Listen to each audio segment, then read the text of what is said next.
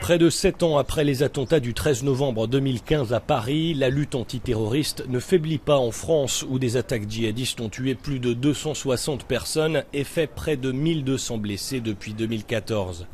Comme ailleurs en Europe, le nombre d'attaques a nettement reculé l'an dernier, mais la France reste en niveau de sécurité renforcé. 7000 soldats sont toujours déployés dans le cadre de l'opération Sentinelle.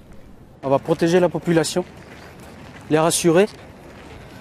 Donc, pour cela, on patrouille et on essaie de les rassurer et dissuader le terrorisme. L'autre priorité de la France a été de muscler son renseignement. Ces dernières années, environ 1000 nouveaux postes ont été affectés à la lutte antiterroriste.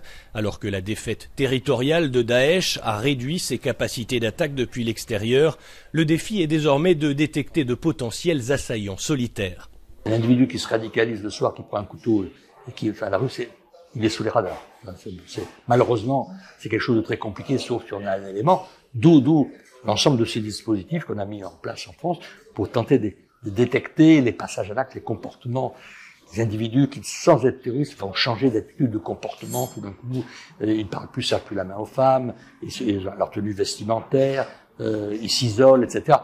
Pour mieux identifier ce que cet expert appelle des signaux faibles, la France a également créé un service de renseignement dédié à la radicalisation en prison.